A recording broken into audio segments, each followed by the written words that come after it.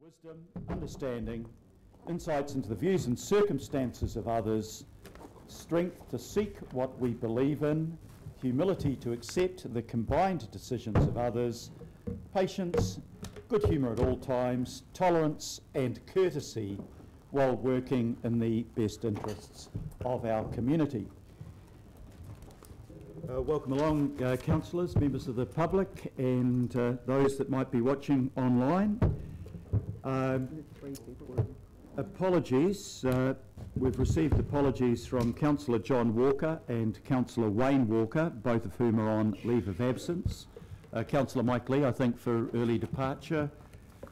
Councillors, let's check that they're not here yet. Darby, Philippina and Hulse for lateness on council business. So I'll move that we accept those apologies. Do I have a seconder?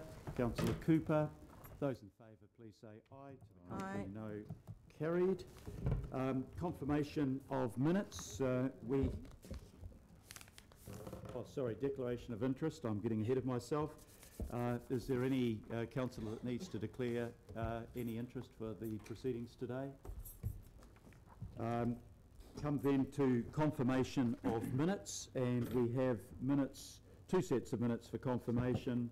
The ordinary governing body meeting of the 24th of May and the extraordinary governing body meeting of the 31st of May.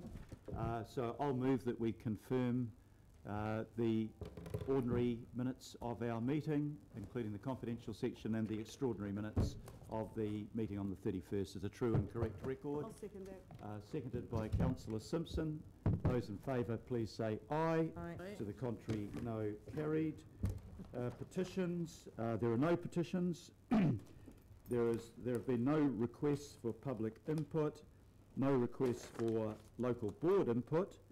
I'm not aware of any extraordinary items, and there are no notices of motion. So we now come to the substantive agenda, and if I can ask Josie Muley and Alistair Cameron to come forward for the Independent Maori Statutory Board, the proposed funding agreement for the 2018-2019 financial year.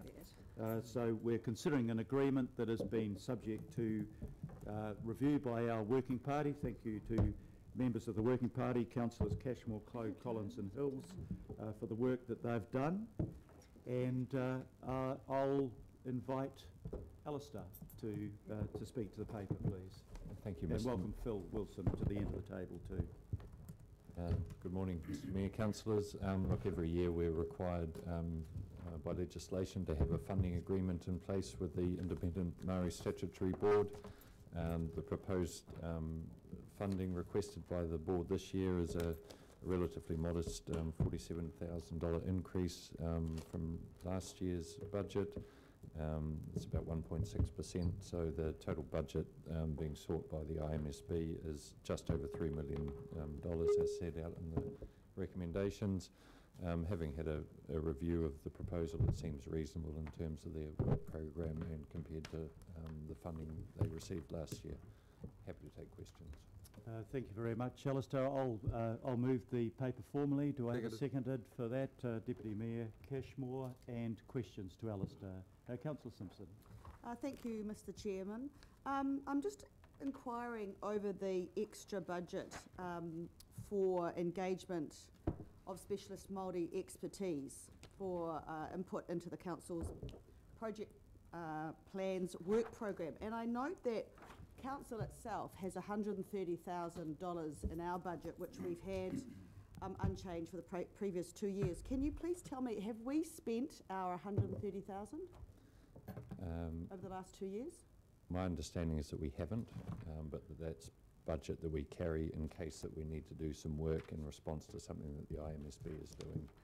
So I suppose my question therefore is, if we haven't spent our $130,000 over the last couple of years, why are we increasing engagement by $190,000? I think we just need to be clear that we're increasing the IMSB's budget for their engagement work, but not but not councils. We're able to resource that internally. I think the increase in the IMSB's budget relates to changes in the Resource Management Act, where mana whenua can have a greater role in consenting processes and the engagement. Okay, and you still think that we need to keep our 130,000 in the pot? We have it there. We don't. It's in the matter of a contingency. Yeah. It's more of a, Mr. Wilson advises me, a contingency that's there to be used. I don't think it's a specific budget item that we, it's funding that we can draw upon if needed to respond to IMSB activity. Okay, and if I make just one Yep. final clarification. So the 190,000 extra is really just to deal with resource management issues?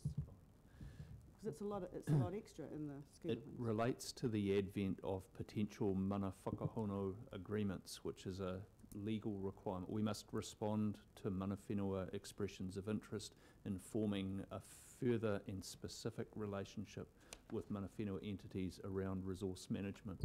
We've got the first of those expressions from an iwi entity now, and there will be more in the next period of time. This is what that money relates to. And IMSB have to do that as opposed to council? They're supporting mana whenua with the processes sitting behind it. Okay.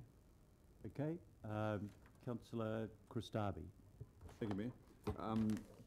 The last time this came up, I asked a question about other payment and support, and at paragraph, I think it is 26, you refer to the service level agreement, which is, those numbers aren't listed here, Yep.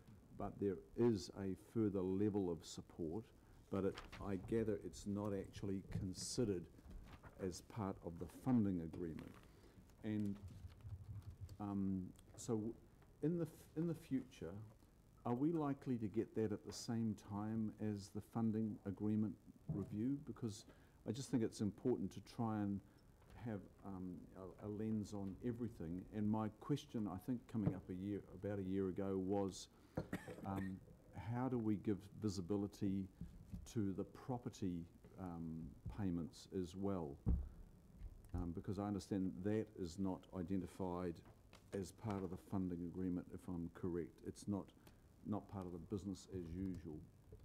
No, we, council, separate to the funding we provide here, we meet the IMSB's rental costs and insurance, and we have agreements where we cover their telecommunication costs and the like.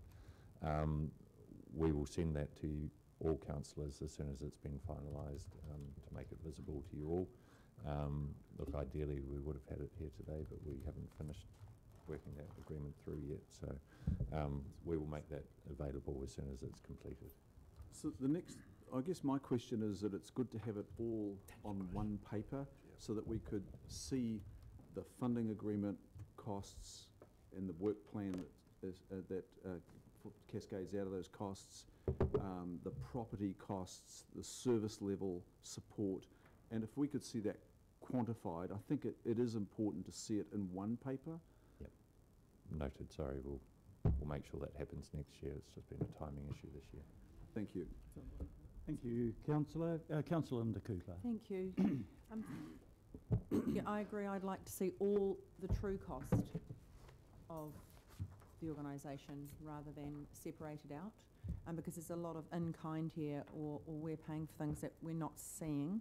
The other thing is, I just want to go back to the that specialist expertise increase, because you talk about that here in terms of council engaging with mana whenua RMA, not IMSB. So that's my confusion as to when you have an RMA application, it's engagement with iwi, it's not engagement with IMSB. And that's where I'm confused about why they need money for that, rather than more resourcing for our departments to help to support iwi. I mean, I just want to know whether that's actually their role. I thought they were more the role of making sure we are responsive to Māori rather than them doing it? That's what I'm not understanding. Well, I think they probably have a role supporting the mana whenua entities in that relationship with us, if that makes sense. Is that a statutory role? Through you, Mr. Chair? Or is that something that's been designed along the way?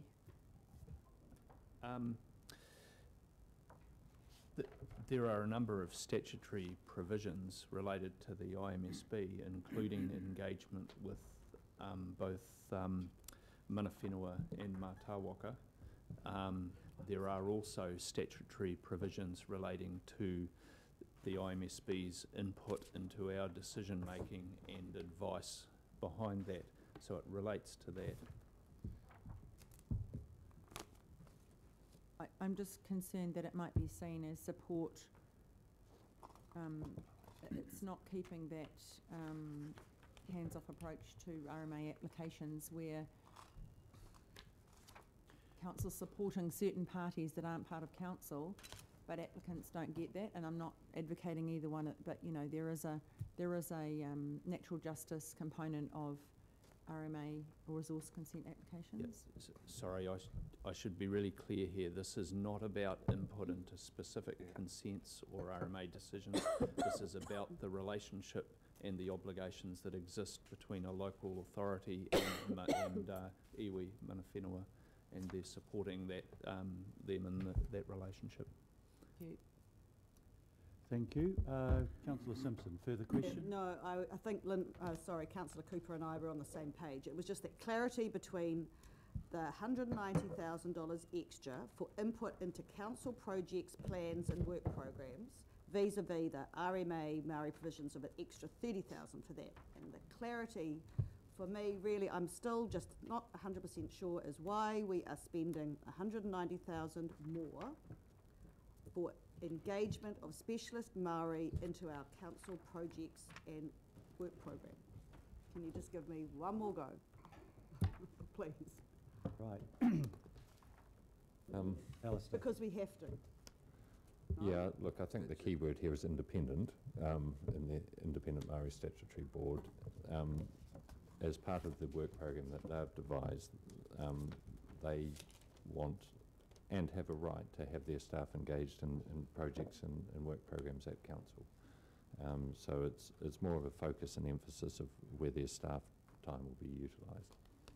I guess is probably the best way to... Okay.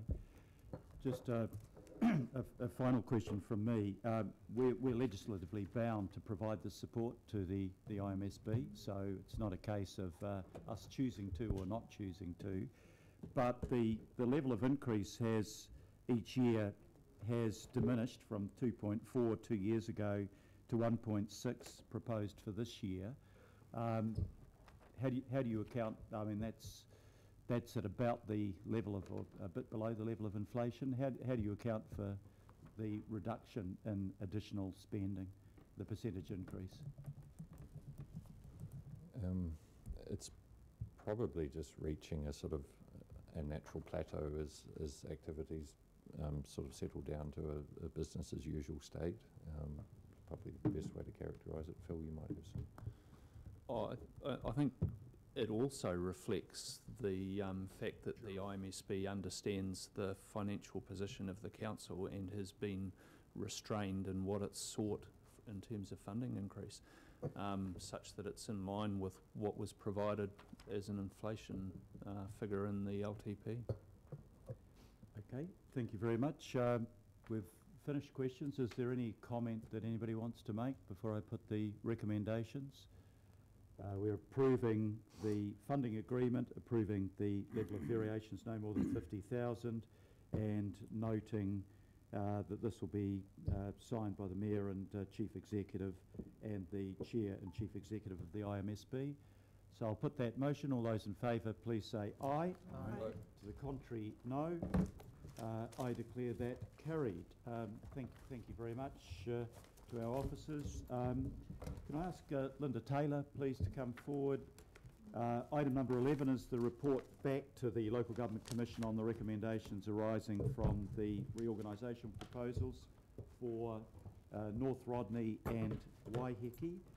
So you'll see the attachments there, the recommendations to us from the Local Government Commission and our response. This is being considered retrospectively because of the timing of meetings, but shall I, I'll move it just before I ask Linda to speak to it. Have we got a seconder for the motion? Obviously everybody opposed to it. Do I have a seconder? I'm happy to second it, Worship. Thank you, Councillor Sayers. There was maybe something in the paper I hadn't read that was causing alarm. So Linda, if I can ask you to speak to the paper and settle any concerns. Thank you, Mr Mayor. Just to note that you're just being handed a single page. The response was considered by the Joint Governance Political Working Party on the 20th of June, and a couple of edits came through that crossed over with the printing time of the agenda. So there's 2 small amendments there that will need to be considered and hopefully accepted as part of that paper, and we'll get to those as I work through the presentation. So yes, this piece of work came out of the recommendations we received from the Local Government Commission at the end of March, following their determination regarding the North Rodney and Waiheke applications for reorganisation. The recommendations are made under statute, under Section 31(1) of the Local Government Act. While they're non-binding, we are required under legislation to report back. So this is the first of 2 report backs. Another one is due, reporting progress on actions at the 1st of November this year. I think it's fair to say that the recommendations that the LGC made are pretty consistent with the outcome of the Governance Framework Review that was finalised last September. But they also encouraged Council to do some additional work. There are also some specific recommendations in relation to Rodney and Waiheke. There was 12 recommendations overall, and we gathered them up under themes because some of them were pretty similar in nature. Those themes are outlined in paragraph 6, and that's the way the report, which is attachment B, is structured under those themes. Then there's the Waiheke and Rodney recommendations also have a section of their own, and I won't go through them. I'm happy to answer questions on those. Finally, there is a recommendation to the Minister of Local Government that was made by the Local Government Commission, and that relates to issues around representation and Auckland Council's flexibility in relation to its number of governing body members, and also its inability to make adjustments to local board boundaries, even minor ones, without going through a reorganisation proposal, which is, as you well know, a very long and complex process. In terms of the process for developing the response, I guess I'd just like to say that the report's basically a factual one. It covers work that was already underway, work that's already been agreed, and sets out some a work program going forward. We did presentations to the governing body, local board chairs forum, the local board chairs forum on its own. We did individual workshops with Rodney and Waiheke local boards. That was followed up with discussion with local boards led by relationship managers, and then, as I noted before, the consideration by the political working party. Because of the date that the Local Government Commission required, this was 22 June. It has been sent off as a draft. They are aware that you are considering it today and will await confirmation of it being ratified. They have advised that they will probably put out a media release about the response on Friday. Thank you very much, Linda. That looks to me to be a pretty comprehensive response to the Local Government Commission recommendations, and a satisfactory answering of them, but open it up for questions now from councillors. Deputy Mayor Bill Cashmore. Thank you, Mr. Mayor. Completely get that the two are aligned with the government's framework review and some of the recommendations coming through. So with our responses, how are we going to measure and report back on those both to the local boards and to the governing body? There is an implementation program coming out of the governance framework review that is being reported back to the political working party. That program can also or will also pick up any additional actions that have come out of these recommendations. And another report will come back to this body in November before it goes, the final report to Local Government Commission. And there'll be like biennial reporting on against that, or how will that work through? That's the last report that they require from us as far as back to us though, I mean. Oh, back to, sorry. You want to answer that one, Phil? Well, the reporting back through the political working party is the primary mechanism, and that's ongoing. Okay. Right, Councillor Richard Hills. Through you, Chair, and thank you for this. Will the recommendations or the responses to recommendations take into consideration some of the things we have done, so like increasing the road ceiling budget for Rodney, which has been decided, and the other one is consider the local board office to be within the Rodney local board? That's, yep. I think a decision's been made to further that work already through the corporate property strategy as well. Absolutely, through the chair, absolutely. This, I was literally writing and changing this report until the very last minute as decisions were made, both on, for example, on the RLTP and the 10-year budget. So it has picked up the decisions made around road resealing extensions and the change of location of the Rodney Local Board office that was foreshadowed in the corporate property strategy. So, okay. Yes. Thank you. Great. Would either, yes, maybe Councillor Lee, if you'd like to comment. Thank you very much. This, I guess, is a positive step, but I think it's important that we don't exaggerate it to ourselves, really, because it's not a major change at all. Can I just point out, in terms of the boundaries of the Auckland region, the minor adjustments referred to on page 5 of the report comprise the two largest water storage dams in the Auckland region, and they were, for political reasons, not particularly logical ones, were transferred from Auckland for the first time in its history into the Waikato region. So I wouldn't say they were minor adjustments, and it's something that we need to think about how sustainable that is. Coming back to the central question, the key problem and the key concerns that the Waiheke community has do not really relate to Matiatia. That's an administrative problem, and it is sensible to have a structure plan or a strategic plan. The key problem the Waiheke community has with the Super City model is really around procurement and the enormous amount of money that Auckland Transport spends, well above the odds when the local people compare with other local governments around New Zealand on roading and so on. They find this waste of money quite frustrating. So it's the key problem on Waiheke is the enormous power and role that Auckland Transport has, to a lesser extent Pānuku, but that's being managed, I guess, with the Matiatia plan. But it does relate to procurement, and this is well meant and a step in the right direction, but it is of no real substance, I have to say.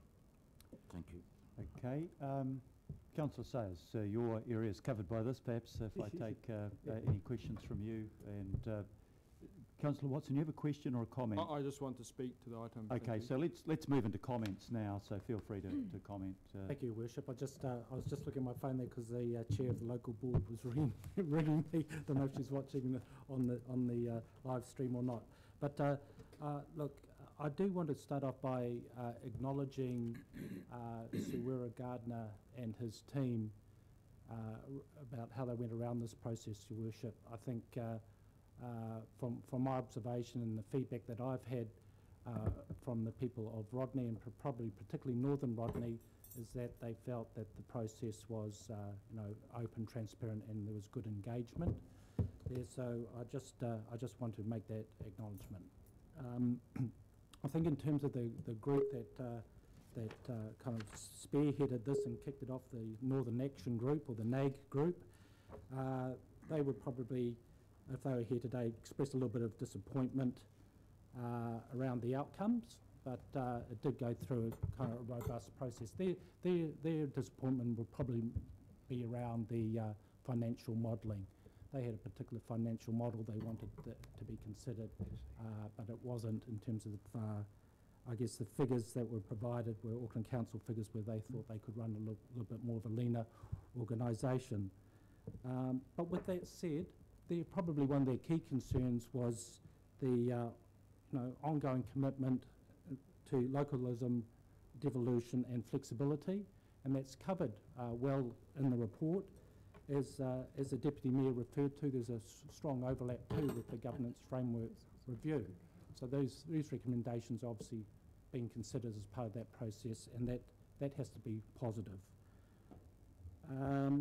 I do want to pass a bouquet to the Mayor and the financial teams around implementing a recommendation to look at the road ceiling budget, Your Worship. Obviously, we may have differed a little bit in terms of how that should be funded, but we did agree that it needed to be done. And increasing that to 121 million a year over the next 10 years, I think goes a long way to fulfilling the recommendations that were outlined in this paper. So I congratulate Auckland Council, and I congratulate the Local Government Commission in that effort. With that said, it's a very good start. There's still, as the paper pointed out, Your Worship, it's a legacy item. There's historical disparities there that need to be caught up over time. And it talks about those disparities, and not just in assets, and the one that they mainly referred to there was the seal extension program and building asset in the road network there, but they also touched on services.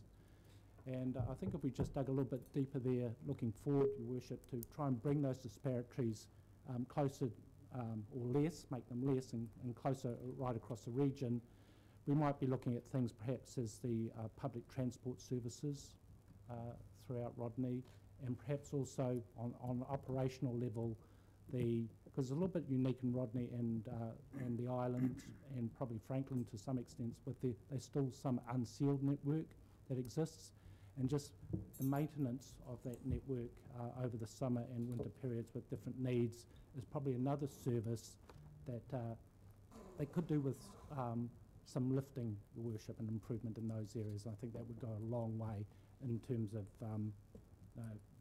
the people of those areas seeing something very positive being delivered. I don't think I've got any more to add, Your Worship, other than to acknowledge that the report's done. Pleased to see that there's overlap with the Governance Framework Review, and just look forward to, as I say, a good start for Rodney in terms of investment, but still a little bit more work to be done, I think, over the next few years. Just to Great. Thank you very much for those comments, Councillor John Watson. Thank you, Mr. Mayor. I would echo some of those sentiments from Councillor Sayers in terms of the local government recommendations, which we have, as has been stated, have largely picked up in substance, if not in total. And they certainly made a number of points that could probably apply to Auckland as a whole, certainly in terms of things like transparency through improved communication. That's certainly a sentiment that's been echoed around here on a number of occasions, as the need to be a little bit more localised in messaging and actually communicating on a more local level, rather than just the one-size-fits-all sort of approach that's been taken. Because there is no doubt that if I take Rodney as an example, there have been significant benefits to that community since the Auckland Council, and they are often not fully appreciated by the community, and the council, ironically, is its own worst enemy, and not really spelling that out on a repeated basis. So that is a good recommendation that I would suggest that could go right across Auckland. In terms of Rodney, however, and I know this concentrates on northern Rodney, where the discontent seems to be at its highest, but I would just make the point that my ward, for instance, takes in what was southern Rodney. So as much as Councillor Sayers' ward is dealing with the north and the west, in the Albany ward, the most populous part of the old legacy Rodney District Council is actually on the Hibiscus Coast, and I would suggest that a number of the issues that concern the people in the north of Rodney, certainly in terms of their view of the Auckland Council, apply equally well to southern Rodney, actually, in terms of how the councils are perceived. Certainly in that respect, the Commission made the very valid point, I thought, that for the success of the council going forward, there needs to be mutual respect, there needs to be clear communication, and it highlighted some of the issues which we have responded to in words anyway, that might go some way to addressing these misunderstandings, things to do with feelings of disempowerment and disillusionment, public dissatisfaction, poor process, and insufficient consultation. I would suggest that some of those are a little bit more intangible than measuring the number of kilometres of roads that are sealed, that they're more to do with how people perceive they are being treated. And in that respect, I think we still have some way to go. And I should just mention, Mr. Mayor, the Legacy Rodney Council was not a hard gig to follow. It should not have been a hard institution to get a better feedback from the community by comparison. I mean, if we look at recent times, we see there's been bribery and corruption cases where ex-Rodney transport officers were at the centre of. Their last outgoing CEO has been sacked from his job in Halls Creek Shire in Australia as a consequence of the involvement of the Australian crime and corruption. Rodney was not a well-regarded council, and the fact that there's almost a nostalgic tear in the eye now to the good old days of Rodney, I would say, without being too harsh, is not a good reflection of the Auckland Council, because their public engagement percentages weren't that much higher than the Auckland Council's, and I remember that because I was a member of that council. So the Rodney Times, which is largely the paper that communicates with Rodney, both the Hibiscus Coast and the balance of Rodney, they've covered a number of stories to do with the disposal of the Civic Centre, which was a civic centre for Northern Rodney too. Now, I notice in the recommendations that there makes a reference to the need for transparency and consultation. The very civic centre of the area this report has been dealing with was disposed of without a single word of consultation, and that was Point reported. of order, Mr. Chairman. Is this part of the agenda? Excuse no, sorry, me. it's a point of order. there That's is a not a point of order. Sorry, there is a point of order on the Yes, floor. I'm relevance, bound to hear relevance it, to the so- agenda. Truth hurts. Yeah, it always does. Relevance Look, to the order, agenda. please. Let's do this properly and in accordance with standing orders. There may be disagreement, but somebody asks for a point of order, they're entitled to make a point of order in silence. Councillor Cooper? Speaking to relevancy to the agenda item, Mr. Chairman, is what I'm trying to follow the thread here. I can't quite follow the thread around representation, numbers, and talking about buildings and. That's just. Thank you for the point, but I don't need. I mean, it's up to you to rule. I don't need any assistance from other members. Thank you for the point of order. It's a fairly wide-ranging discussion about meeting the needs of local constituents. I've allowed the councillor to make those points. We've just reached the 5-minute mark, so perhaps, councillor, if I can ask you to bring your comments to a conclusion. Thank you, Mr. Mayor. I would have thought the words disempowerment and disillusionment might have provided some hint at the relevance of my discussion, Councillor Cooper, but be that as may. So the point I was trying to make, Mr. Mayor, was as much as our response meets the recommendations of the Local Government Commission, there is a bigger battle to be fought here, and that's to win the hearts and minds of the people, particularly of North Rodney, but I'm saying to you, Rodney as a whole. And if, following this report, following the publication of this report, if you dispose of their civic centre without a single word of consultation, without a single word of explanation, Not good. how can you possibly be seen to be walking the talk? So, you know, great response in writing, not quite so good in action. Thank you, councillor. Councillor Linda Cooper. Thank you, Mr. Chairman. As the deputy of this subcommittee and chair, the local board member Richard Northey was the chair and ably chaired that. I think what we've got here is a well-canvassed and well-researched submission. Really, it has been difficult because there are a lot of people that do feel left out, and I know people in my ward feel left out in the amalgamation. They say it often. So I don't think it's peculiar to one ward or another. I think the reality is we're still working through the changes. It takes a long time for people to feel like part of one thing when they've strongly identified with their own area for so long. The biggest challenge really was Waitemata ward, and Councillor Lee has had a huge increase in his constituency and a huge amount of work for one person to do, especially when he has the Gulf Islands as well. So the changes there have gone back and forward, but overall, and I mean there may be some people on the group who may want to say some things about some of the changes because there were some strong views. In the end, we've got to a reasonable agreement about trying to get those numbers right so people are fairly represented, and the workload for the councillors is not beyond the pale. Where we have our two huge rural wards really have, though it seems over-representation for numbers, they have huge areas to canvass, and that's why it's really important that the local boards are working there.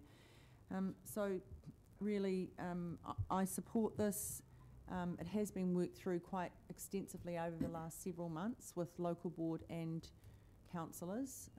So I just commend it to go and to then, we don't make the final decision on this, the Commission does, so they'll come back with what their views are, but this is a good basis for them to start making their decision. Thank you, councillor. Councillor Richard Hills. Oh, thank you. Yeah, my experience with the governance framework review, was it last year, it sort of opened my eyes on a lot of the issues around, you know, coming from a local board, you are stuck very local. Becoming a councillor, you suddenly look right across into every area, and there are issues of that people see are not equal, but there are issues with bringing everyone up to the same place can mean people go down in other areas, and I think we have to look into that. I think there's some really good recommendations in here. I think some of the recent decisions we've made will help, you know, the long-term positive outcomes of this.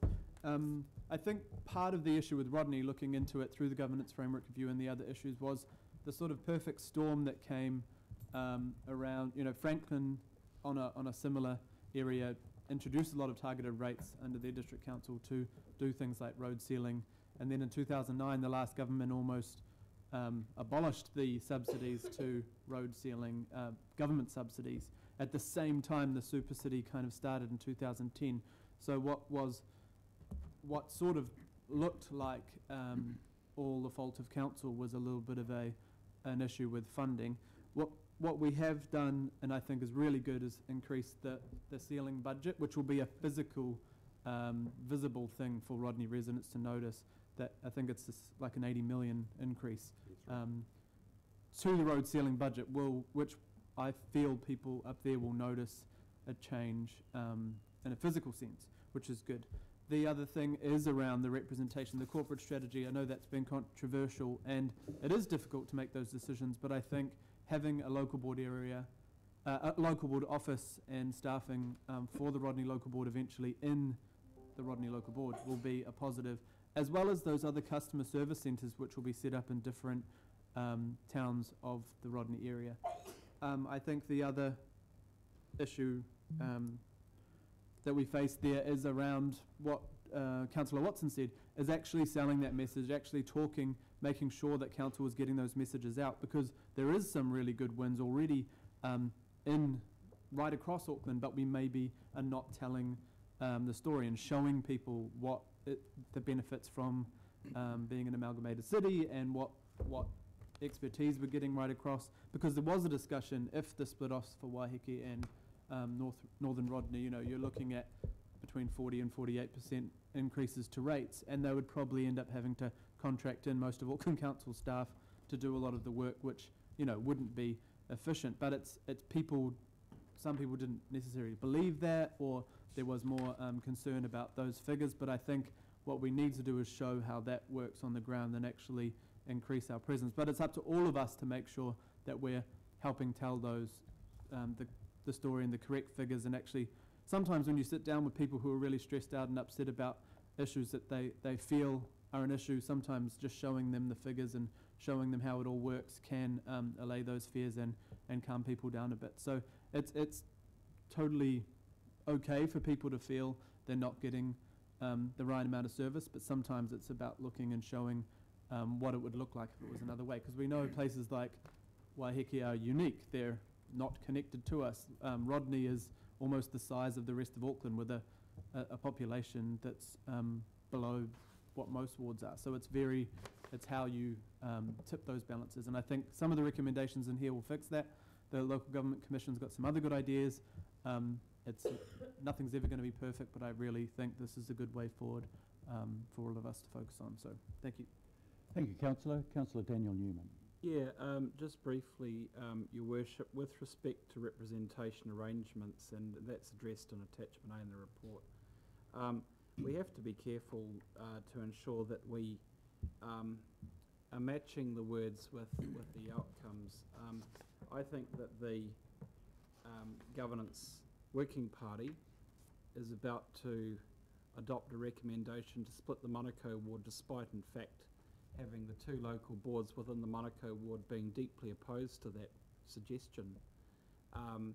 Where is the opportunity, where is the vehicle for the local boards, Māngere Idaho and Otara Papatoetoe, to be able to challenge that within the family, or do those local boards have to go and object to the proposal that the governing body resolves and sends to the Local Government Commission? Because if that's what happens, the Local Government Commission will have to consider a situation whereby two local boards are arguing against the governing body in relation to representation arrangements affecting local communities. And that's going to be a very uncomfortable situation, I suspect. It's a very raw situation, I heard from local board chairs last night on the matter. So I think the words are quite compelling, but it's not that difficult to see how there could be a disconnect between the words that we present and the views of communities affected by the decisions that are taken and applied by this council. I'm happy to vote the recommendations, Chair, but this is a standard, enhancing local government for Aucklanders.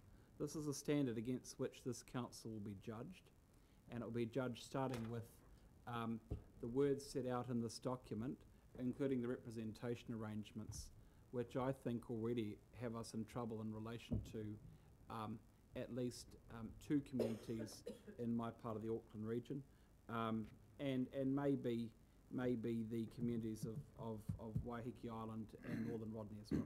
Thank you. Thank you.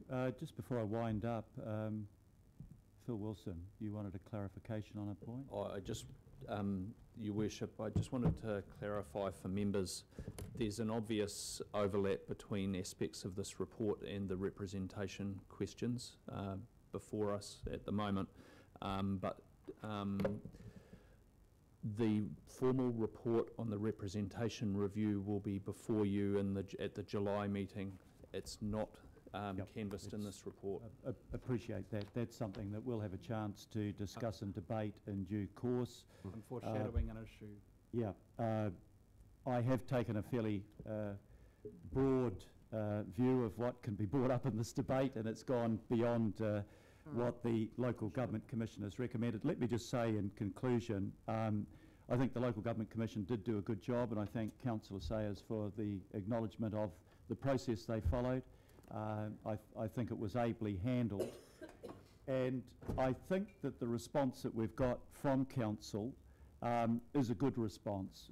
We saw that at the committee at this meeting last month when the local board on Waiheke was very welcoming of the decisions around Matiatia, and were quite positive about the pilot that they were participating in. We see it, as Councillor Sayers has said, with an acknowledgement that the Legacy Council, compared to the other bookend of Auckland, Franklin, did an appalling job in allowing so much of that roading to remain unsealed, whereas Franklin bit the bullet, put on the targeted rate and did the job. But now we're starting to try to even out that service delivery across the region, and I doubt that there'll be anybody in Rodney that won't have noticed that there is a change in attitude, and that there is an investment being made to bring that region up to the standards that we expect right across our region. But apart from the specifics, I think that there is the general themes. Bringing together this council from 8 diverse councils was a massive job, and we have to get the balance right, and we have to get the relationships between local boards and the governing body right. I think we've made good progress. I don't think we're there yet. I think we're still on a journey and a learning experience, but I think that we are making real progress, and that's the sort of feedback that I get from around the region.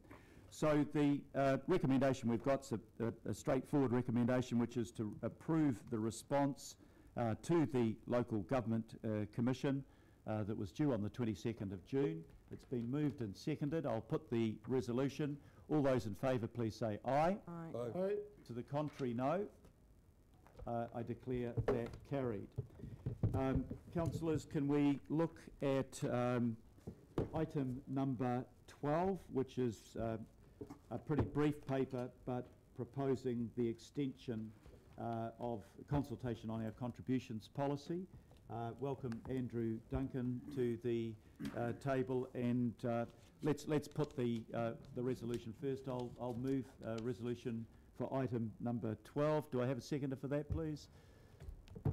Happy to, Your Worship. I think you're beaten at the post by the Deputy Mayor on that. Andrew, if you'd like to speak to the paper, please. The paper proposes that we extend our contributions policy for another 6 or 7 months to allow us to do further consultation and development on the proposed draft 2018 policy. All the feedback we received supported the proposal to extend the policy. Right, that was as brief as the paper. Do we have any questions from councillors? I think if I the sense that I get is that the developers accept that they've got an obligation to lift the level of contributions because the cost of providing the infrastructure has increased, but there was a pretty unanimous desire to have some more consultation and to actually see what is going to be delivered from the contributions in terms of more specificity around the projects. But with the provision of that, my sense is that the developers accept that this increase in contribution is justified and is necessary. Well, maybe I'll put that as by way of a question. Is that a fair assessment of where you think the developers are at, Andrew? Or am I being too generous? Very broadly, perhaps, they would like to see more detail to help them let you know their views, and this extra time will allow us to provide them with that, give you the opportunity to consider in detail their responses before you make a final decision later this year. Great. Any other questions? It's Councillor Cashmore. Thank you, Mr. Mayor. Andrew, given the conundrum of house prices, affordability, capacity of the industry to supply, and the constant quibbling about development contributions, connection charges and so forth, adding potentially to the cost, has the development industry indicated formally or informally of any other options that they see in helping fund the infrastructure that's required? At the Have Your Say event we held in May, some of the developers liked the idea of targeted rates. They felt that it would give a better indication to those they're seeking to purchase land from of the realistic cost of that the land should transact at. Some of them said that. The impact that DCs have on land prices and thence house prices. Developers or house, you're selling your house, you'll sell it for the maximum you can get for it. So if we change our DC price or targeted rate, it's not really going to affect. If that means they're putting their price up, well, they could have put it up before anyway. But any changes will affect those who may have bought land at the margin more recently. All right. Thank you, Mr. Mayor. They obviously haven't come up with anything completely new then, so it's... No, there's a limited range of options, but one of them will be, particularly where there is an SPV in place, to have a targeted rate, but that will be alongside a development contribution. Yep, won't be instead of. You know, the infrastructure has to be paid for, and even grudgingly, I think there's an acceptance of that, and that has been the requirement on the developer to contribute towards that. Councillor Cooper? Just a question. It's around the ability, even though we have these contributions, to enter into developer agreements and negotiate around different infrastructure trade-offs as to money building infrastructure. For example, I just had a visit from a developer last week who said his consent was going to cost him around $3 million to fix one of our roads to be suitable, according to the consent, to actually build the houses. And so that was another expense on top, even though that it wasn't even his road, it was our road. And so there'd be no vesting, it's just basically shoring up of a road that we already have. In those cases, is there ability to look at a modification of the contribution if they're already contributing to a public good? Or is that just off the table with the new changes? It depends very much on the specific circumstances. I'm not talking about one in particular, but that's an example, sorry. Yeah. So if a developer offers, say, to provide some land for a park, and the council had planned to provide a park in a particular area, then we may buy the park off them. They'd still pay us contributions, but you've got money going in either direction. But that's only if it's something that we would have planned, that you would have planned to provide in the broader area. If it's in addition to that, then we wouldn't be wanting to buy it. Otherwise, we'd have to increase our budget to pay for it. Right. Okay. And similarly with the road things, if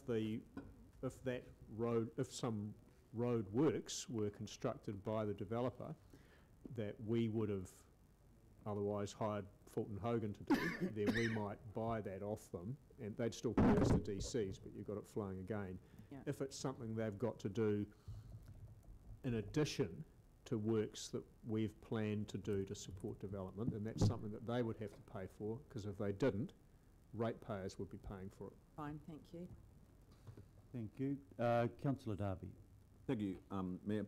I just wanted confirmation here. Something I've discussed with Andrew offline is taking the opportunity this time to further have a look at the development contributions from applications for commercial car parking buildings and getting an understanding of the impact that car parking buildings, structures, or even consents for at-grade car parking have on the wider network. And Andrew, I understand that that is something that you now have a little bit of time to inquire into further? We have exploring that issue on our work program for the development of a 2018 contributions policy draft. Okay, that's We underway. may not be able to come up with a solution, but we've got it on our work program, and we're going to work with our colleagues to explore the avenues open to us in that space, definitely. So, and I'm assuming that would be subject to the consultation that follows? Yes. Thank you, that's great, thank you. Thank you. Just one other question. The recommendation talks about extending to the 31st of January or earlier. Can you confirm that it's quite possible we may be able to get resolution of this before year end? Absolutely. Okay, thank you. If there's no further questions, are there any comments on this policy? It's pretty straightforward. Otherwise, I'll put the recommendation. All those in favour, please say aye. Aye. To the contrary, no. Declare it carried. We now come to item number 13, the transfer of the administration of Mangawika. And I will ask John Hutton and Mace Ward. John's not here. John is so unfortunately Mace sick, is Your it. Worship. And before asking you to speak to that, Mace, I'm just going to ask Councillor Darby if he'd like to move that, and maybe Councillor Hills to second it. I know, Councillor Darby, you've had quite a lot of direct involvement in this, so are you happy to move Thank that you. way?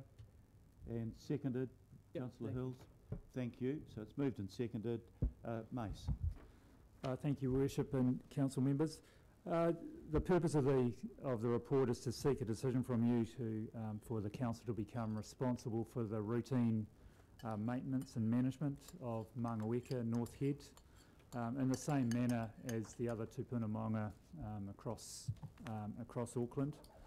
So the Tamaki Settlement Act has identified the aspiration for Mangaweka to come into the same arrangement that exists for other tupuna maunga, and be it managed and administered as a collective integrated group by the Tupuna Maunga Authority. This council supported the bill that set up that aspiration, except we had some concerns about the nature of deferred maintenance on assets, and that's why the formal transfer of routine management and maintenance was deferred. We've now reached a position where the Department of Conservation over the last 4 years and proposed for an additional 2 years of transition will deal with many of those maintenance issues, as well as a one-off grant of just over $400,000 so that we can, or the authority can apply that to the assets and bring them up to a standard that meets expectations. There's an integrated management plan for Tupuna Maunga, and that applies to Mangaweka now. So quite an important outcome of taking on the routine management and maintenance is the authority would then be the decision maker as opposed to the Department of Conservation. It also really enables any UNESCO application for World Heritage status to be seen as an integrated whole across the treaty settlement, and realises those Māori outcomes that were the aspiration originally. The land is a reserve managed under the Reserves Act, so the public have free and open access, and would have the normal process would apply under the Reserves Act in terms of consultation for any management changes and any developments on the land. And lastly, the Devonport Takapuna Local Board considered this item last week and supported the transfer, Your Worship. Happy to answer any questions. Thank you very much, Mace. I think we've got a copy of the Devonport Takapuna Local Board resolution there in support of it. We'll begin with questions. Councillor Darby, do you want to lead off with questions? I'll just make a statement. Okay. Any? If there are no questions, we'll maybe. Oh, sorry, there is a question. Councillor Fletcher. Having followed this since the inception of the Maunga Authority, I just want the assurance that we are not letting the Department of Conservation off the hook with regards operational costs on a regular basis. That's correct, Councillor Fletcher. So we have leveraged as much as we can from the Department of Conservation to get those assets up to a standard, as well as the one-off grant payment Thank you. to achieve that. That was the question that had to be asked. Is there a gap? Right. Councillor Deputy Mayor Cashmore. No, I was just asking, is there a gap? And I'm getting the shake there that no, they've covered it all off, so thanks. Okay. Negotiations taken a while. Yep.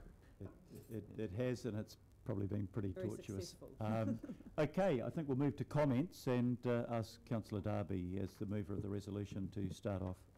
Thank you, Mayor, and thanks to the staff for, I think, resolving this. It's been a while. There has been an impasse for some time, and it's running into years. And of course, the treaty settlement was made some time ago, 2014. So here we are 4 years later, and we're finally resolving one last part of the puzzle of that settlement. And I think this is going to be an important decision for the Tupuna Taonga Otamaki Makaurau Trust and its members. They will be watching this decision with keen ears and eyes, because it is culturally extremely important that this be transferred in terms of maintenance. Of course, they already own it, as they do the other maunga.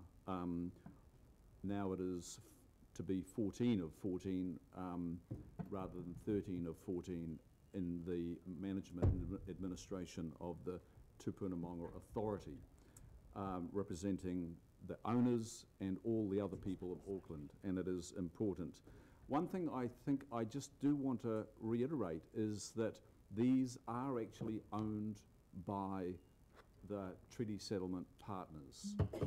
These are not owned by the people of Auckland, but they are governed on behalf of the people of Auckland and the owners equally.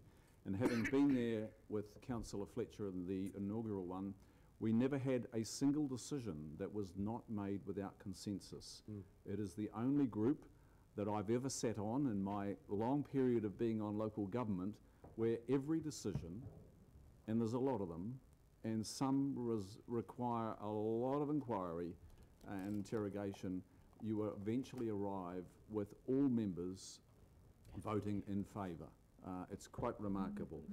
I do want to acknowledge the new Minister, the Honourable Eugenie Sage, who I wrote to. You can see the correspondence attached in December after she came into office, inviting her to reignite the conversation about maintenance, and I'm delighted that we've landed on this outcome. It brings forward in some ways that application for World Heritage status. Of course, we've got the integrated management plan in place for Mangawika already, so the whole maintenance and attendance that is required for this maunga, there's not a lot more planning to be done. That is in place. There's a nice transfer in time. Can I just look at that number? Way back, I think the former council, we were pretty aghast at chipping in or covering $1.1 million. It looks like we've backtracked and we've accepted 409,000, which is a long way short of that. But when you calculate the 2 years of maintenance to be paid for, that's 240,000, and then the 1,500 hours in kind, and if I just conservatively value those at $100 an hour, I know our parks people are charged out for resource consents a bit more than that, I think. but that's another 300,000. So that is coming up to 949,000 of value that we get conveyed to council in some way, and then of course we convey that through budgets through to the Māngara Authority. So really want to commend our staff for resolving this, the Minister and the Department of Conservation for being party to this and being determined to address this last part of the puzzle. And I understand it now goes, our decision goes to the Minister, and then the Minister relays that to the Governor-General, and then there's an order in council, and the administration is formally transferred, and I don't think that's probably too far away. So thank you, Mayor, thank you, staff, thank you to the Ministry of Conservation. Thank you, Councillor. I don't think there are any other there is, sorry, Councillor Filipaina. Thank you, Your Worship, and as the Deputy Chair of Tupuna Māngara Authority, can I also acknowledge the current members there, local board, governing body, DOC, mana whenua, but in particular the Chair of the Tupuna Māngara Authority, because he's led us through this process as well, and it's good to see the end of that particular process. Now, Councillor Darby spoke about by consensus, and I remember Councillor Casey at one particular meeting asked that, you know, we should have an odd number because, you know, just in case. But the chair said that, no, look, we do all our decisions by consensus. So, you know, I just acknowledge the chair, but all our members. And Your Worship, again, it was just with our staff as well from the Tupuna Māngara Authority. I want to acknowledge them. As Councillor Darby, and I know I'm repeating some of the stuff, but I think it's important that I do, and around that management plan. You know, I mean, look, it's been put in place with the hope that this is exactly what happens, and we now are at the day where it does. One more thing, and Councillor Darby, I mentioned it, and this is something that Councillor Casey has pushed at the Tupuna Māngara Authority, and that is World Heritage status, because it does. It enhances the application with UNESCO. So I want to acknowledge again everybody, our staff who are here, and thank you, Your Worship. Thank you very much, Councillor. Councillor Hills. Thank you, Mayor Goff.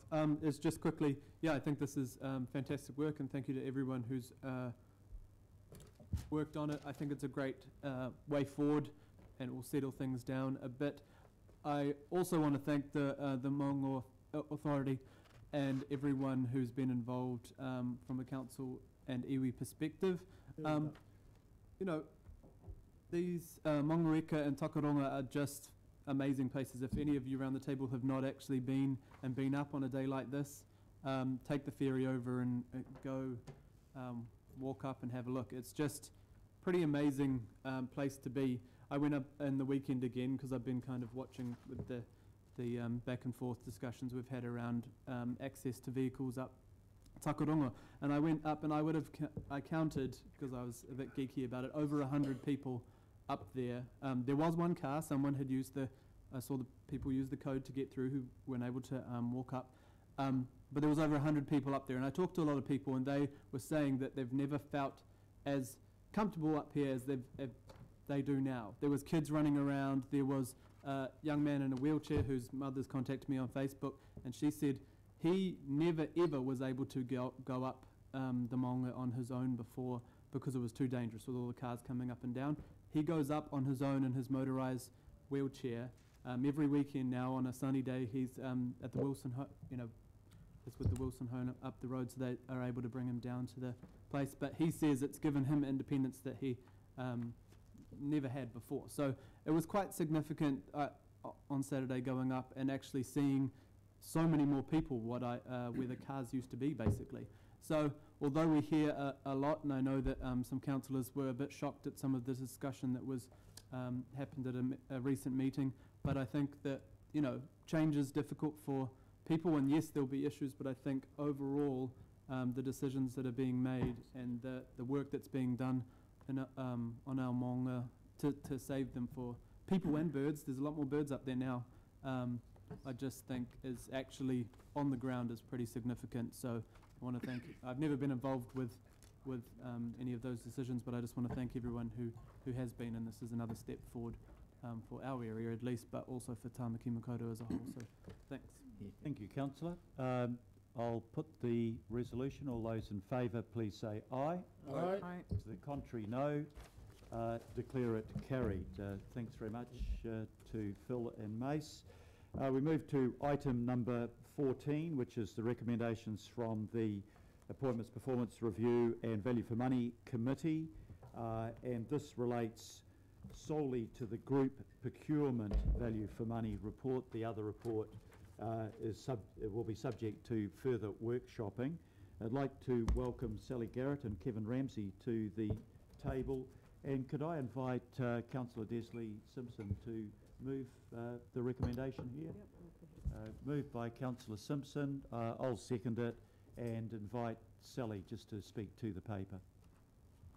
Yes, so the paper before you is recommendation, our value for money review recommendations on our procurement evaluation.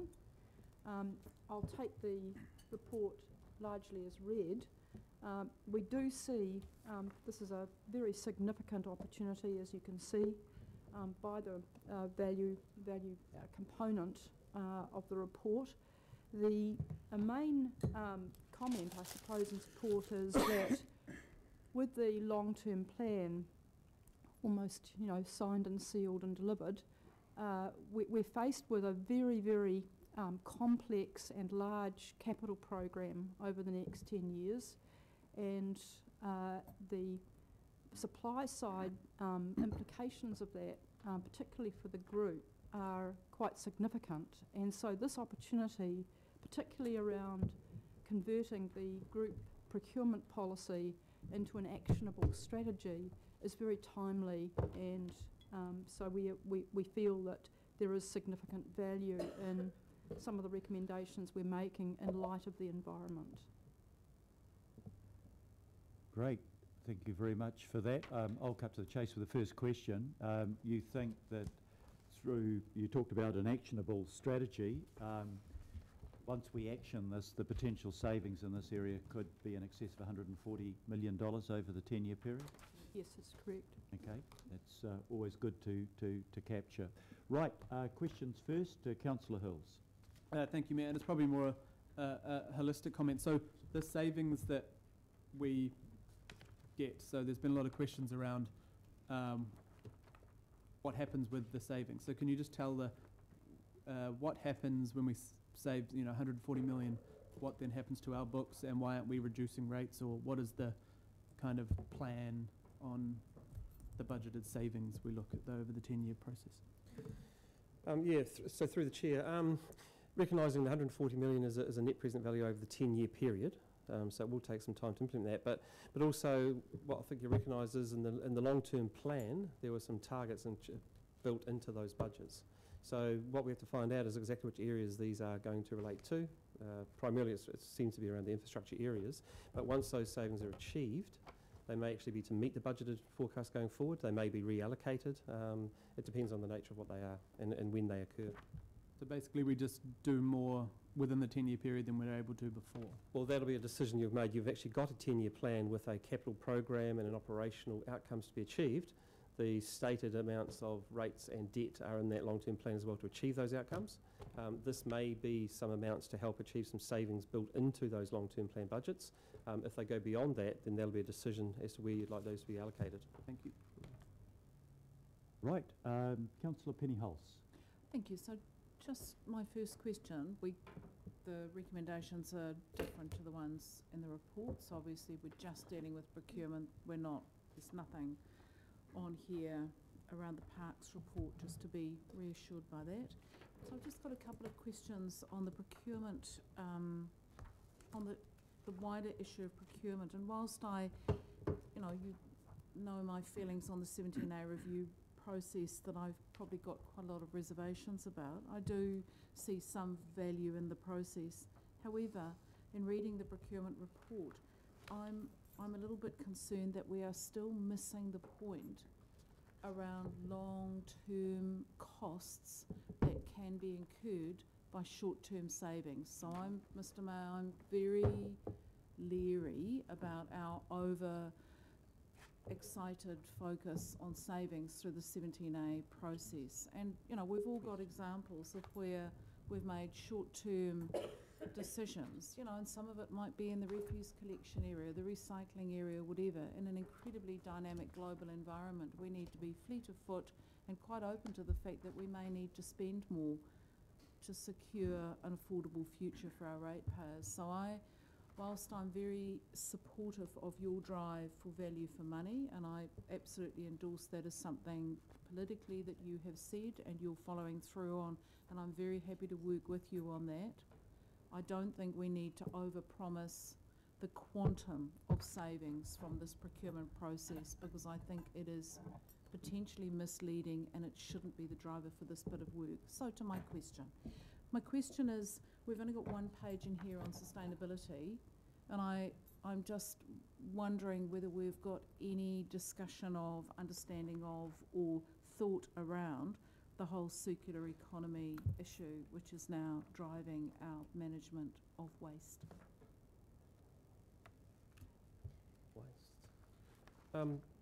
Yeah, so the specific question in relation to this procurement. So if we procure, yeah, for instance, office furniture, yep, so we go to some named chain group and buy a whole lot of plastic furniture, that will end up in the landfill in 2 years' time. If we, however, are brave and we purchase something that has a secured circular economy component, i.e. it can be disassembled, reused, and has a whole value chain associated with it, are we looking at that as part of our procurement process?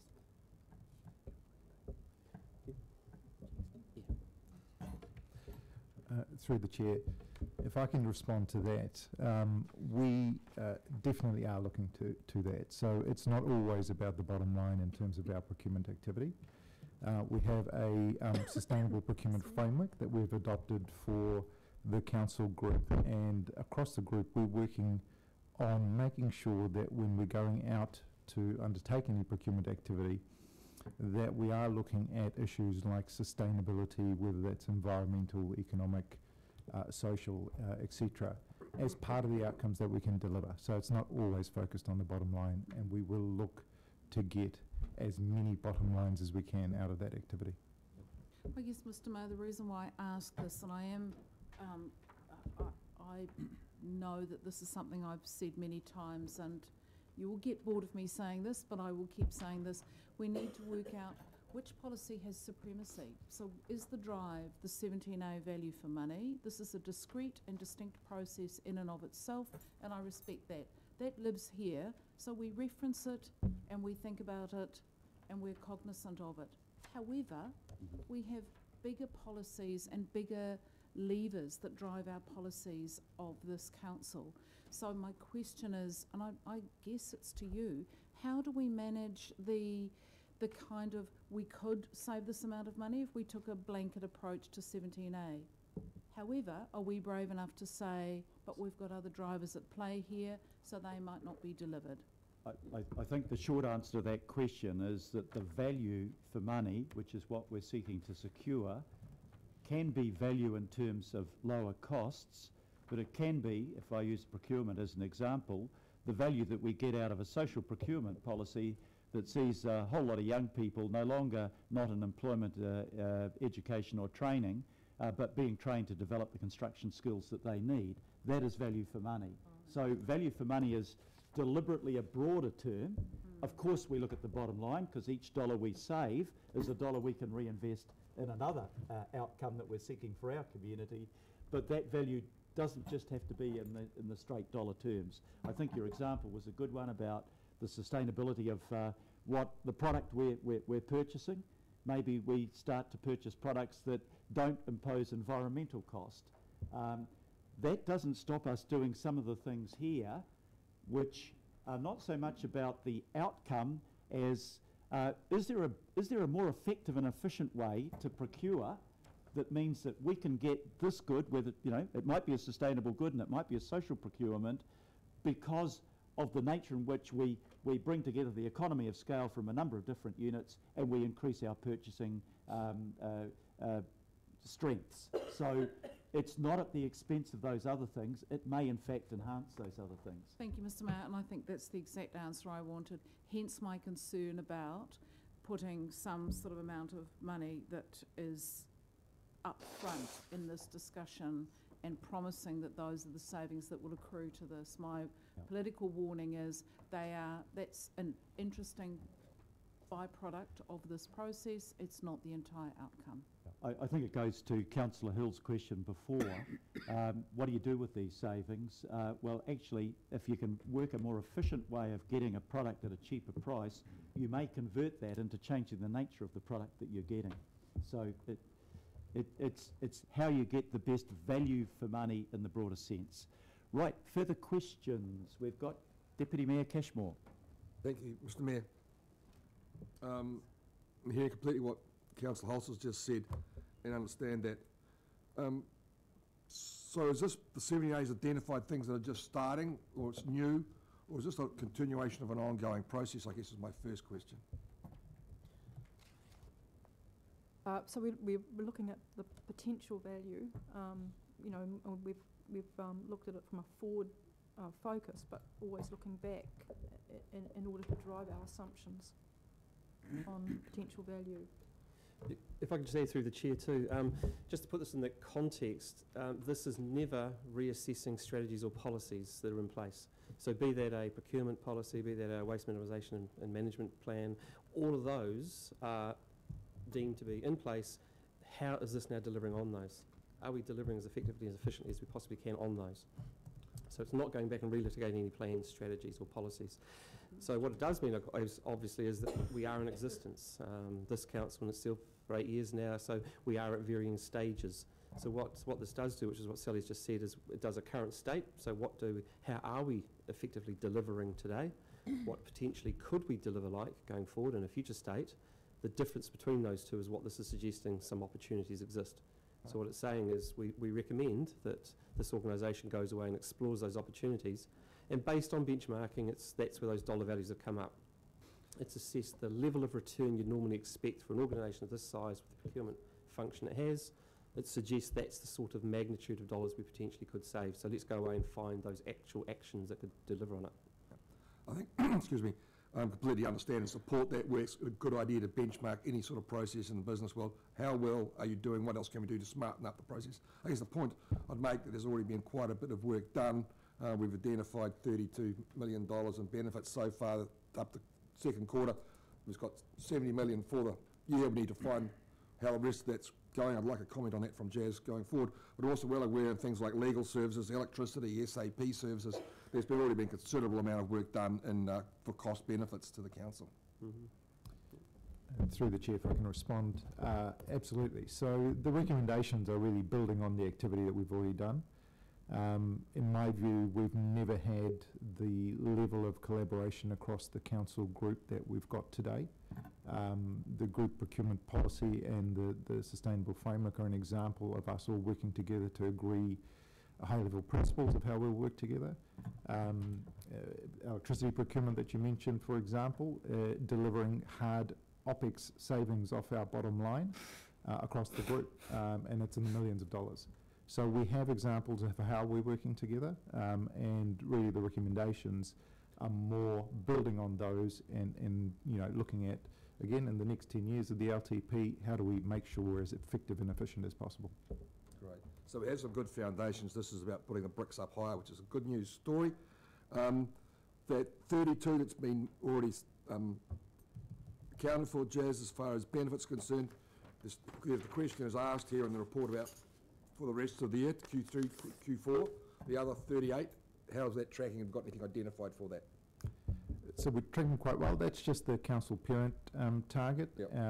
Across the group, we're tracking really well. Auckland Transport's already confirmed benefits in excess of 40 million as well. So we'll be reporting that back up to the committee in August. But so far, yeah, we're over 54 million in benefits confirmed, and of course, lots of activity happens in the last month. So just to reaffirm, that's going back through strategic procurement now that we have that 3-year work program in place, and reporting back on the benefits and gains as we go forward to the work program.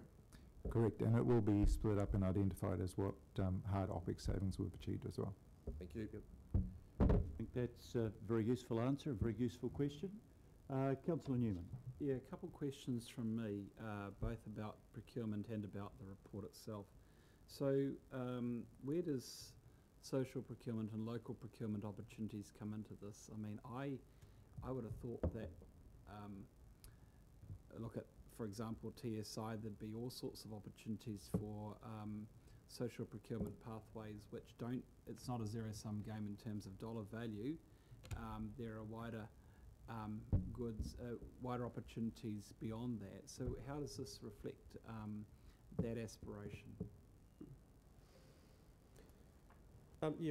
So through the chair, again, the strategy, the procurement strategy identifies all of those. It does talk about social, it talks about environmental, it talks about Te Ao Māori and how those are actually going to be achieved. What this is then saying is, are we effectively delivering those outcomes we're seeking? So any individual procurement will take those into consideration. Jazz and the team have a very strong procurement plan basis leading to supply recommendations, which actually covers all of those aspects. How are we weighting the actual outcomes we're trying to achieve through a procurement? This isn't going in and trying to second-guess individual procurements like that, and it's not second-guessing the strategy that leads it. What it's doing is saying, on an overall basis, are we doing that effectively? Is it achieving those outcomes we're trying to achieve? With respect to you're sort of reflecting all of government procurement arrangements to be used, but there may be other opportunities, and you're looking at organisations within the council family. I wonder if you have overcooked some of these. If you look at, for example, the external legal services, I could understand why Auckland Transport and Watercare would want to have their own external legal services, because actually they are applicants for a consenting process, whereas we are the regulators. So how does that, I mean, where do you reconcile fundamental difference in approach? So at this point in our evaluation, we're looking at opportunities, and these opportunities need to be evaluated. The devil's in the detail, clearly. So all we are doing is a very strategic review of the categories and the potential for value to be obtained in certain categories across the group, and identifying what the range potentially of value could be. It's now up to the business to take these ideas and test them. And so in relation to legal, you may well be right. When there is a detailed evaluation of requirements, it may be that those requirements are very different across the group and don't warrant effectively a sharing or a combination of contracts. Ms. Garrett, can I ask another couple of questions, if I may, with your indulgence, Chair? How does this, I mean, have you talked to NZTA and KiwiRail, both of whom will be significant suppliers of services, I presume, as part of the rollout of the CAPEX program for ATAP? We haven't talked to them directly, no. We've been talking to Auckland Transport. Through them, we've been identifying effectively these group categories. Is moving forward, is Auckland Transport going to be the negotiator of group procurement with NZTA and KiwiRail, or is it going to be Auckland Council? How is that relationship going to work? Yeah, if I can just respond through the chair, the first recommendation is actually stating, have we on a conscious basis identified which groups should actually be done on a group basis versus individual, and what will drive that? What we're very aware of is that in some cases it's done on an individual procurement by procurement basis. What we should be doing is assessing what are the types of expenditure, the categories that we have, which ones would benefit from a group approach. So that's the very first recommendation, is on a conscious basis we've identified this category would be better on a group basis. Some would definitely still be on an individual basis based on the specialisation and expertise. My final question actually relates to the report itself, item 14. Now, I understand that we're only dealing with group procurement today. Although we're only dealing with group procurement in terms of debate and resolution, the report omits the Parks and Open Spaces 17A review report. I don't know why that report has been omitted. It's very important in terms of what was actually considered at the 7th of June Appointments Committee meeting. It talks about a major sell down of parks and open space. Why has that been excluded? I can answer that. I took that out with the concurrence, I think, of all of the members of the Appointments and Performance Review and Value for Money Committee, because we thought that we needed to workshop some of those issues through before we were anywhere near getting to the point of being able to adopt its recommendations. So everyone around this table can be involved in the process, talk about the concepts, ask the questions in an environment where it's still being shaped. I did not want a report presenting what looked like a fait accompli to the committee before we'd worked through it in detail. That's just good process. Sorry, Your Worship. I accept that we don't have to be debating the recommendations around that, but my view is that a report, and my reading of the Lagoima, says that a report that was publicly available at a committee that contains information, however controversial, around a sell down of parks and open space, if that report has been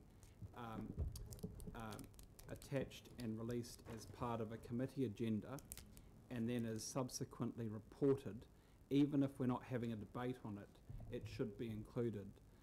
And I understand that this could be excluded by the Chief Executive if the matter was to be discussed in a publicly excluded environment, but that's not the case. I understand it's been publicly made available, and therefore it should have been attached as information to this report, even if we weren't going to have a debate on it.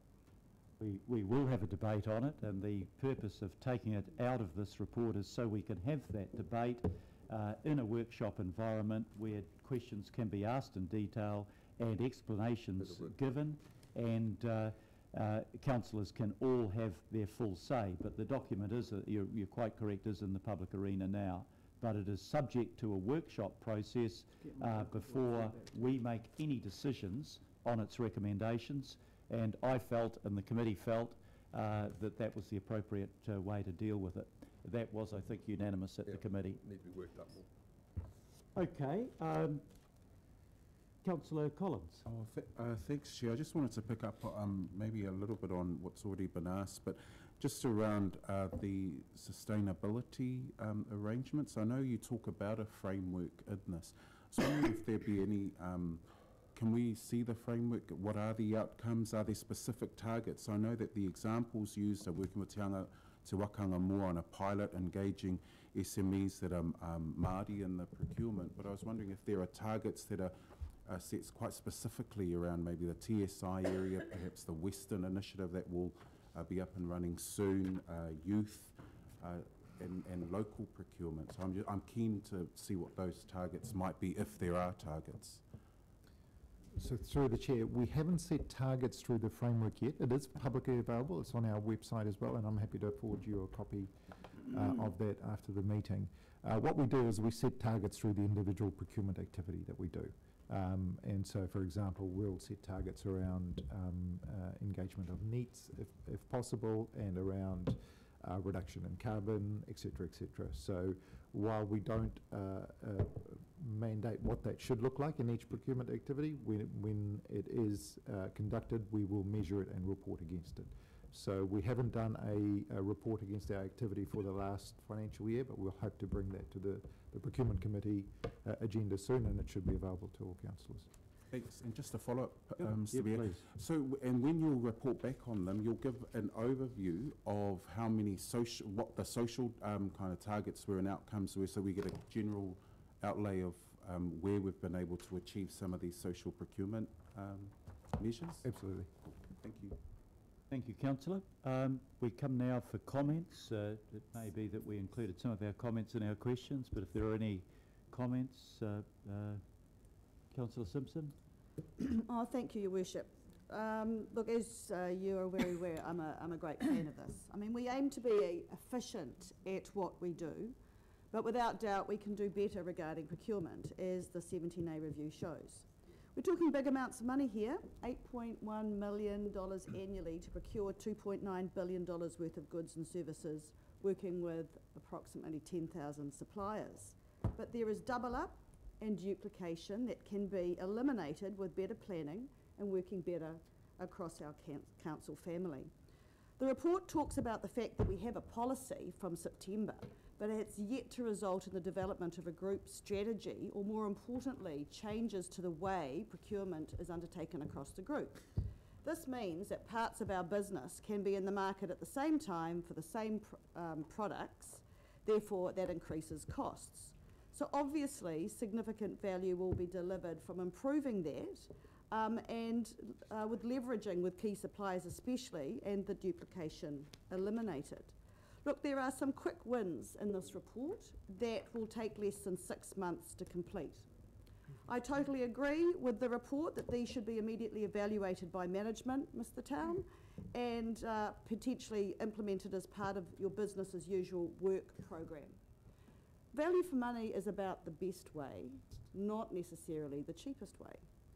But we have to realise that this review also identifies $197 million worth of incremental hard savings, noted in page 146 of the report, 197 million of incremental hard savings, which is discounted down to 150 million net in the current value.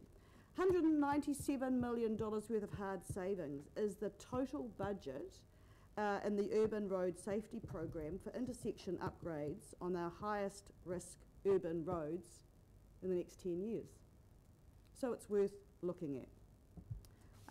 Councillors, I urge you to support this set of efficiencies around group procurement to show that we're doing all we can to deliver value for money for the residents and ratepayers of Auckland. Thank you. Thank you, Councillor Simpson. If there are no further comments, I'm going to put the recommendations. The recommendations receive the group procurement value for money review and endorse the recommendations contained in the group procurement value for money review. They're on pages 95 and 96 of our document. They're all listed there in front of you to read. Put the resolution. All those in favour please say aye. Aye. To the contrary, no. Declare it carried. Councillors, item number 15 is to receive advice from Appointments, Performance Review and Value for Money Committee on the outcome of the Chief Executive's employment review. This is to note that we will be presenting that to the committee under the confidential agenda. So I don't think there's any need. It's been moved. Councillor Simpson, I'll second. We'll deal with that shortly. Oh, sorry, Chris. That's all right. That's perfectly fine. I'm happy to take a comment from you now if you... No, I was just moving. Oh, sorry, you... Yeah, well, can I... maybe I'll ask you as the Deputy Chair to move and Councillor Simpson to second. All those in favour, please say aye. Aye. To the contrary, no. Carried. Item number 16 is a noting paper for the summary of information memos and briefings. I'll move accordingly. Do I have a seconder? The Deputy Mayor. All those in favour, please say aye. To the contrary, no. Carried. Can I have a councillor move that we move into confidential session? The reason for that is the first item deals with negotiation over purchase of property and is commercially sensitive. The second item relates to the privacy of an employee. So it's been moved by Councillor Darby, seconded by the Deputy Mayor. All those in favour, please say aye. To the contrary, no. Carried. And if I can ask those not required to be here for these items, please to leave.